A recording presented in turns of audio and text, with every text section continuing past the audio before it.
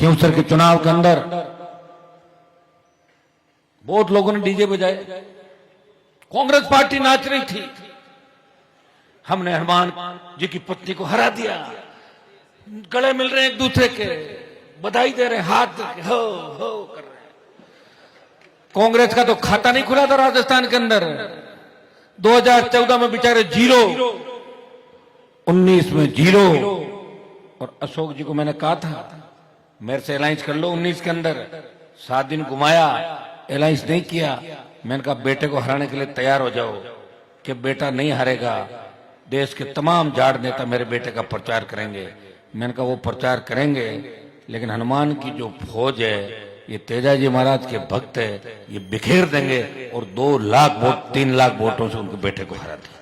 25 out. Congress आई मेरे दरवाजे पे, हमारी मदद करो। मैंने कहा मैं मदद करूंगा, मुझे 2 सीट दे दो। बाड़मेर वाले की बड़ी इच्छा थी, मैं तो एक पे राजी हो जाता, लेकिन वो कह रहा मैं तो एमपी बनूंगा। तो मैंने कहा एक बाड़मेर दे दो, एक नागौर दे दो।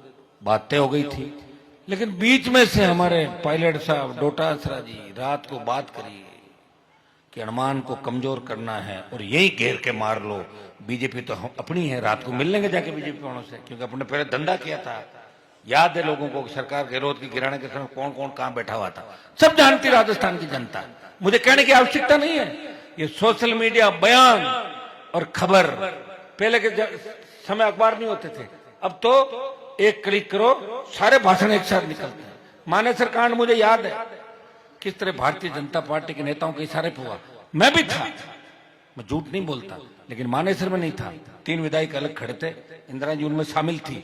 हमने झगड़ा था, इसलिए बीजेपी के साथ हम मिले कि अगर कांग्रेस की सरकार गिरे हम वोट देंगे, 3 वोट सरकार के खिलाफ हम डालेंगे। हम मानेसर के अंदर उससे नहीं गए थे, समझ रहे हो तुम लोग, वो अलग कांड था मानेसर का भाई।